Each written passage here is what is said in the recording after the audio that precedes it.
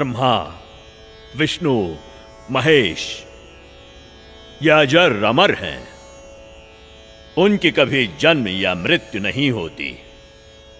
वहीं तो सृष्टि के रचनहार हैं। उनका कभी विनाश नहीं होता। वो ही जगत के पालनहार हैं। वास्तव में परमात्मा तो निराकार है।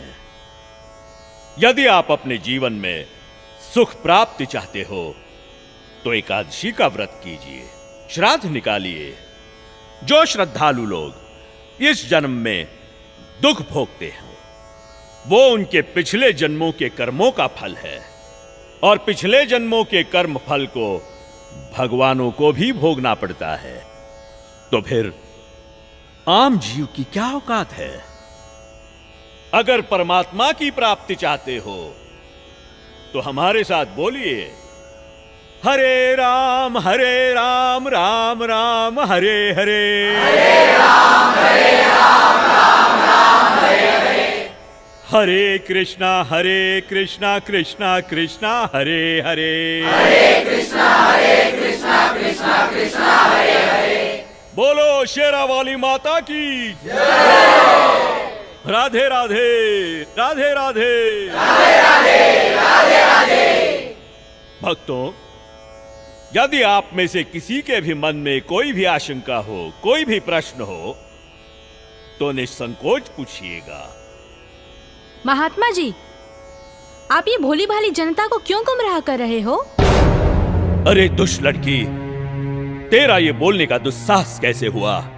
तेरे पास क्या आधार है कि मैं जनता को गुमराह करता हूँ? लगता है ये हिंदू विरोधी है। ए चल नीचे बैठ।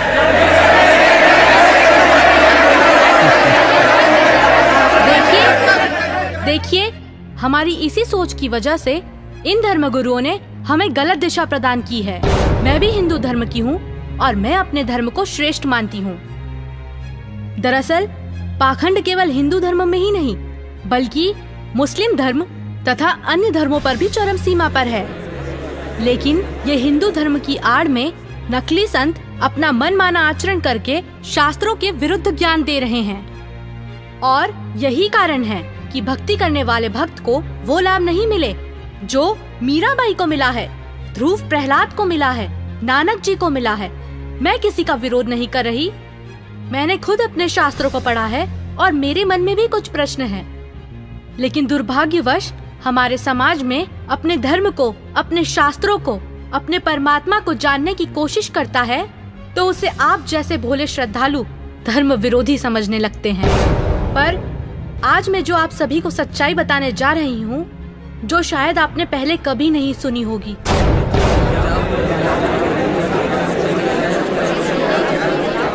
ज्यादा बात मत बना लड़के। तेरे पास क्या प्रमाण है? बताती क्यों नहीं? महात्मा जी, थोड़ा धीरज रखिए और सुनिए। आप ही ने तो कहा था ब्रह्मा, विष्णु, महेश अजर अमर हैं, उनका कभी विनाश नहीं होता, वही सृष्टि के रचनाहार हैं। मैंने टीवी पर एक संत रामपाल जी का सत्संग सुना, उसी से पता चला। पता है उन्होंने क्या कहा?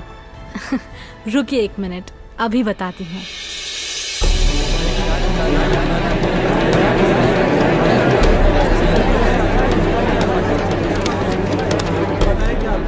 श्रीमद् देवी भागवत पुराण, जिसके तीसरा स्कंद अध्याय 5 पृष्ठ 123 पर लिखा है कि मैं विष्णु, ब्रह्मा तथा शंकर तुम्हारी कृपा से विद्यमान हैं। हमारा तो आविर्भाव, जन्म तथा तिरोभाव मृत्यु होती है। हम नित्य अविनाशी नहीं हैं।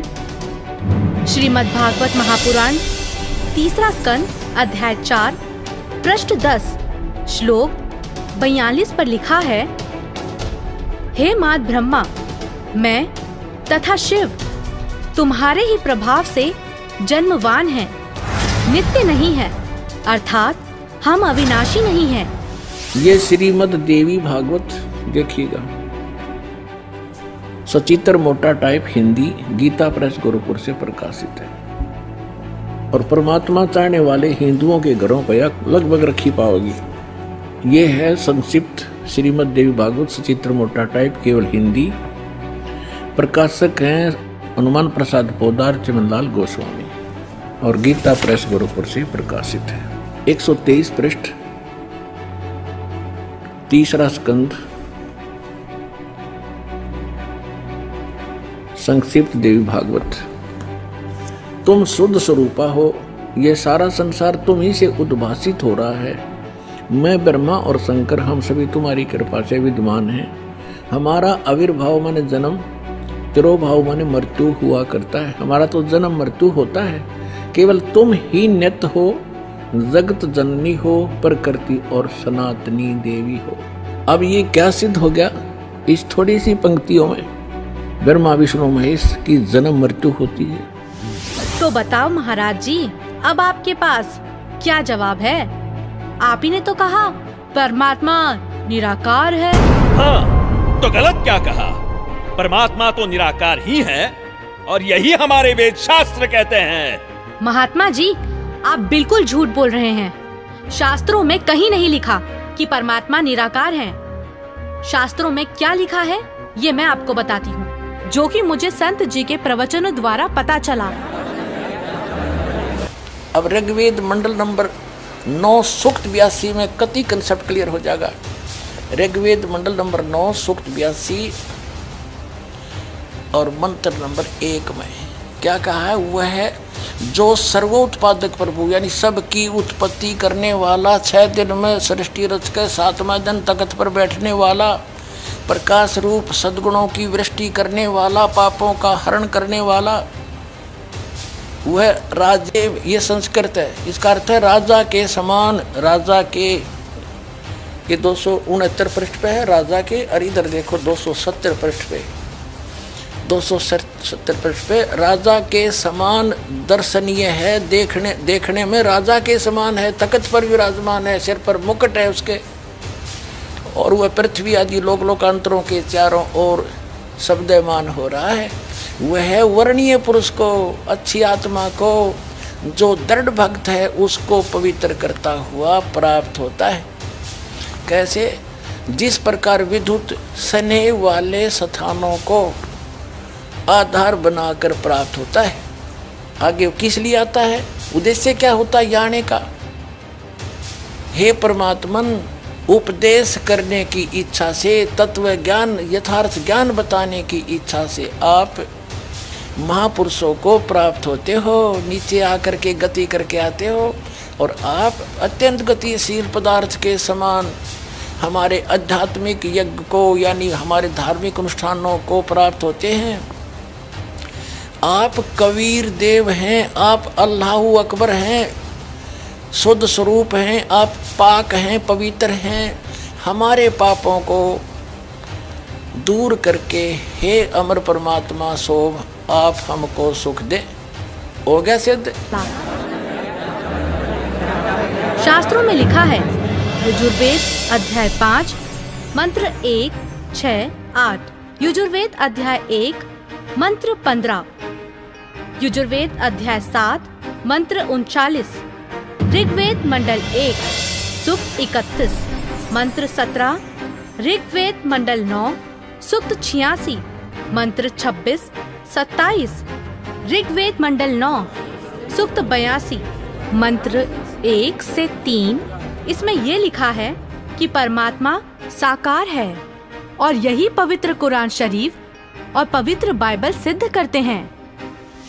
यह है पवित्र बाइबल, संपूर्ण जीवन अध्ययन बाइबल। प्रबंधक संपादक डेविड स्टुअर्ट, अंग्रेजी प्रधान संपादक Donald C Stams, MA MDV, संयुक्त संपादक ये सारे इनका ये यहाँ से छपाई दे। जेनेसिस 1 सृष्टि, जेनेसिस 1, ये 4 पृष्ठ पे उत्पत्ति यहाँ से आरंभ होती है। प्रथम आदि में परमेश्वर ने आकाश और पृथ्वी की सृष्टि की, ये पहला दिन था। इस प्रकार ये पहला दिन हो गया। फिर दूसरा दिन हो गया, प्रकाश पर पुरुष बना दिया परमात्मा ने। फिर ये तीसरा सांझ भोर हो गया, फिर तीसरा दिन हो गया। जो कुछ भी इसमें फलदार वृक्ष जिनके बीज एक एक जाति के अनुसार बनाए, ये इस प्रकार। अब ये तीसरा दिन हो गया। दिन और रात पर प्रभुता करें और उज्ज्वला दियारा करें। इस प्रकार सांझ हुई, फिर भोर हुआ, ये चौथा दिन हो गया। फिर यहाँ देखें प्रश्न नंबर 5 पे, वो 4 पे पढ़ा आपने, अब 5 पे क्या है, सांझ हुई, भोर हुई, फिर ये 5वां दिन हो गया। छठे दिन पे आना हमने, असली बात ये है। फिर परमेश्वर ने कहा मनुष्य को हम अपने स्वरूप के अनुसार अपनी समानता में बनाएं, और वे समुद्र की मछलियों और आकाश के पक्षियों और घरेलू पशुओं और सारी पृथ्वी पर और सब रेंगने वाले जंतुओं पर जो पृथ्वी पर रेंगते हैं अधिकार रखें, यानी उनसे समझदार हों। तब परमेश्वर ने मनुष्य को अपने स्वरूप के अनुसार उत्पन्न किया। अपने ही स्वरूप के अनुसार परमेश्वर ने उसको उत्पन्न किया, और नर और नारी करके उसने मनुष्यों की सृष्टि की। तो परमात्मा किसा होया, मनुष्य जैसा, नर जैसा। अंडरस्टूड हो गया। अब पवित्र बाइबल ने स्पष्ट कर दिया कि परमात्मा मनुष्य जैसा है, उसने अपने जैसे रूप में मनुष्य को बनाया, नर नारी करके उत्पन्न किया। अब कुरान शरीफ दिखाते हैं आपको, देख कुरान शरीफ शास्त्रीय अरबी पद्धति पर नागरी लिपि में रूपांतरकार हैं नंद कुमार अवस्थी, शेरवानी संस्करण। ये कहाँ से छपी है?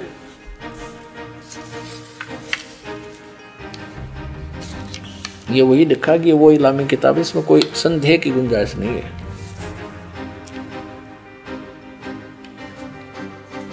शेरवानी संस्करण, प्रकाशक है लखनऊ किताब घर, मौसम बाग, सीतापुर रोड, लखनऊ।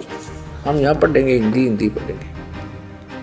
सूरत फुरकानी 25 607 पृष्ठ पे यहाँ देखिए 59 नंबर आयत में, सूरत फुरकानी 25 में, जिसने आसमान और जमीन और जो कुछ उनके बीच में है सबको 6 दिन में पैदा किया और फिर तख्त पर जा विराजा। अब इससे सिद्ध हो गया कि दोनों पवित्र सदग्रंथों ने रल मिलकर ये सिद्ध कर दिया कि परमात्मा मनुष्य जैसे शरीर युक्त है, मनुष्य जैसा साकार है। महात्मा जी, आपने ये भी झूठ कहा है कि श्राद्ध निकालने, व्रत करने से सुख और मुक्ति मिलती है, जबकि संत जी के प्रवचनों से सुना है कि गीता अध्याय 9 के श्लोक 25 में कहा है, पितरों को पूजने वाले पितरों को प्राप्त होते हैं, भूतों को पूजने वाले, पिंड दान करने वाले भूतों को प्राप्त होते हैं, अर्थात भूत बन जाते हैं।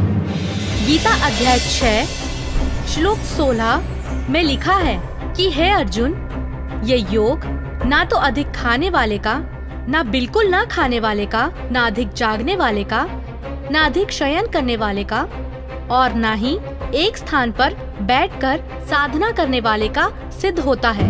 गीता अध्याय 16 श्लोक 23-24 में कहा है कि शास्त्र विधि को त्याग कर जो साधक मनमाना आचरण करते हैं, उनको ना तो कोई सुख होता है, ना कोई सिद्धि प्राप्त होती है, तथा ना उनकी गति अर्थात मोक्ष होता है। अरे क्या चल क्या रहा है इस लड़की का? अरे कोई तो रोको उसे। ये लड़की सही बोल रही है।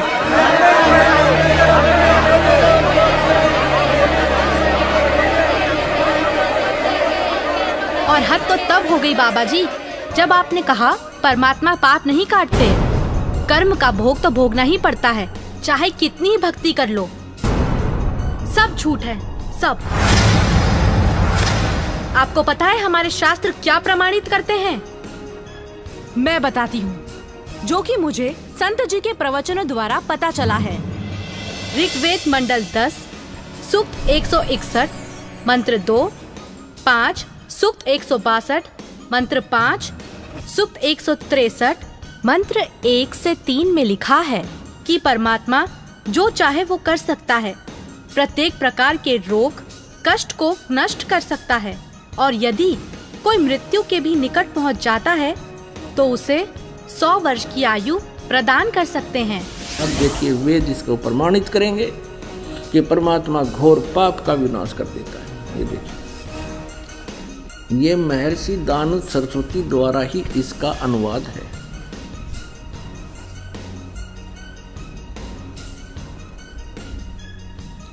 प्रकाशक हैं सार्वदेशिक आर्य प्रतिनिधि सभा 2/5 महर्षि दानव भवन, रामलीला मैदान, नई दिल्ली से। यजुर्वेद आर्य भाषा भाष्य संपूर्ण 40 अध्याय महर्षि दानंद सरस्वती कृत यानी दानंद जी के द्वारा इनका अनुवाद है। मुद्रक है Prince offset printers 1510 Pataudi house Daryaganj नई दिल्ली से। अब देखिएगा यजुर्वेद के 8वें अध्याय का 13वां मंत्र स्पष्ट करेगा। ये 8वां अध्याय और 241 पृष्ठ पे 8वें अध्याय का 13वां श्लोक। इसमें क्या लिखा है कि देव कर्तस्य एनस्य अवजनमसि, मनुष्य कर्तस्य एनस्य अवजनमसि, पितृ कर्तस्य एनस्य अवजनमसि, आत्म कर्तस्य एनस्य अवजनमसि। एनस्य एनस्य घोर, एनस्य एनस्य माने अपराध के अपराध यानी घोर पाप के भी। अब आपको इसका यहाँ दिखाते हैं 242 पृष्ठ पर इन्हीं का अनुवाद किया हुआ। ये 242 पृष्ठ पे। हे सबके उपकार करने वाले मित्र आप। अब यहाँ इसने मित्र शब्द प्रयोग कर लिया, यहाँ परमेश्वर ना लिखा, क्योंकि इसको पता था वेदों को पढ़ने वाला मुझ पर पूरा विश्वास करेगा, और मैंने यहाँ लिख दिया मित्र, तो वो ये समझेगा कि मित्र के बारे में लिखा है, भगवान के बारे में नहीं, इसलिए इसको पढ़ पढ़ा कर आगे चल पड़ेगा। आप दान देने वाले के अपराध के, अवजनम एनस्य माने अपराध के, अवजनम माने विनाश करने वाले, असी माने हो। मनुष्य कर्तस्य साधारण मनुष्यों के किए हुए, एनस्य माने अपराध के, अवजनम माने विनाश करने वाले हो। पितृ कर्तव्य से पिता के किए हुए, एनस्य माने अपराध, ये अपराध ही लिखना चाहिए था, विरोधासन लिखा है। अच्छी प्रकार हरने वाले हो, नाश करने वाले हो।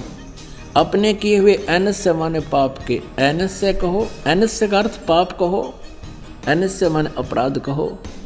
एनस्य माने अपराध या पाप एक ही अर्थ होता है। एनस्य माने पाप के दूर करने वाले, अवजनम माने नाश करने वाले, अवजनम विनाश करने वाले हो, अवजनम माने विनाश करने वाले हो। एनस्य एनस्य अधर्म के अधर्म यानी घोर पाप के भी, अवजनम माने नाश करने वाले हो। अब जानता हुआ मैं जो कुछ भी अधर्म आचरण किया करता हूँ या करूँ, अनजान में जो कुछ भी किया करता हूँ वह करूँ, उस सब एनस्य माने अपराध के, पाप के, दुष्ट आचरण के नहीं, पाप के आप अवजनम माने नाश करने वाले हो। और महात्मा जी, आपको तो ये भी नहीं पता पूर्ण परमात्मा कौन है। अच्छा लड़की, तो तुम ही बताओ कौन है पूर्ण परमात्मा? पूर्ण परमात्मा, पूर्ण परमात्मा वो है जिसने सृष्टि की रचना की है। उस परमेश्वर का नाम है कबीर। मैं आपको प्रमाणित करती हूँ, जो कि मुझे संत जी के प्रवचनों द्वारा पता चला है। प्रमाण 1, पवित्र यजुर्वेद अध्याय 29 मंत्र 25। जिस समय भक्त समाज को शास्त्र विधि त्याग कर मनमाना आचरण कराया जा रहा होता है, उस समय कबीर देव तत्व ज्ञान को प्रकट करता है। प्रमाण 2, पवित्र सामवेद संख्या 359 अध्याय नंबर 4 के खंड नंबर 25 का श्लोक नंबर 8, जो कबीर देव तत्व ज्ञान लेकर संसार में आता है, वह सर्वशक्तिमान है तथा काल के कर्म रूपी किले को तोड़ने वाला है, सर्व सुखदाता है तथा सर्व के पूजा करने योग्य है। ऋग्वेद मंडल 9 सूक्त 86 मंत्र 17। ऋग्वेद मंडल 9 सूक्त 86 मंत्र 18। ऋग्वेद मंडल 9 सूक्त 86 मंत्र 19। ऋग्वेद मंडल 9 सूक्त 86 मंत्र 20। अथर्ववेद कांड नंबर 4 अनुवाक नंबर 1 मंत्र नंबर 7। मुस्लिम धर्म के पवित्र शास्त्र कुरान शरीफ सूरत फुरकानी 25 आयत 52 से 59 में लिखा है कि कबीर परमात्मा ने 6 दिन में सृष्टि की रचना की तथा 7वें दिन तख्त पर जा विराजा। जिससे परमात्मा साकार सिद्ध होता है। राग तिलंग महला 1, पंजाबी गुरु ग्रंथ साहिब, पृष्ठ नंबर 721। बाइबल में भी लिखा है, सृष्टि की रचना परमात्मा ने की, जिनका नाम है कबीर।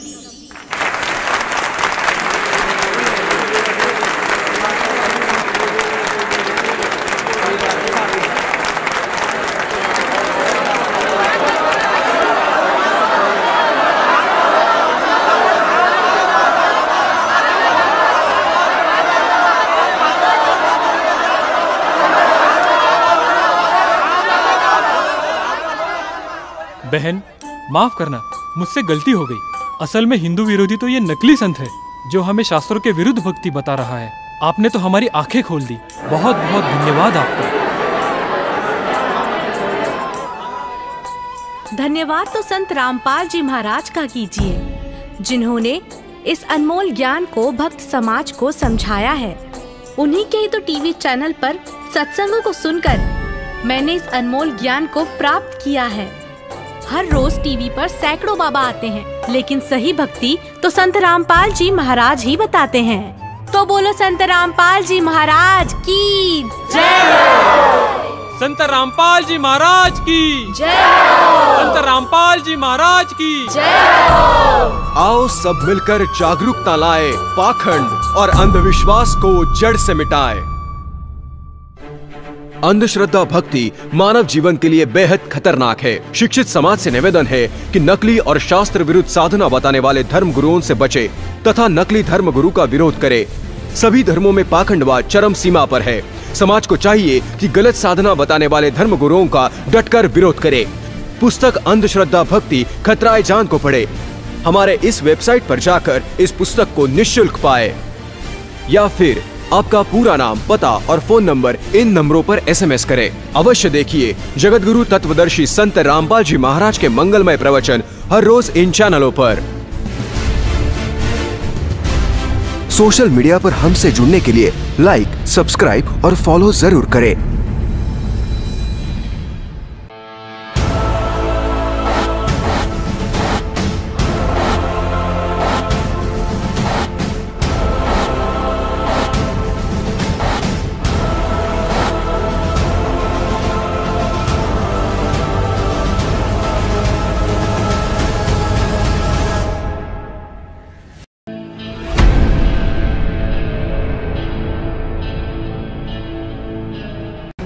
भारत के सभी राजनेताओं, स्वामियों, धर्मगुरुओं और शंकराचार्यों को मुसलमान धर्म के प्रवक्ता डॉक्टर जाकिर नायक की खुली चुनौती।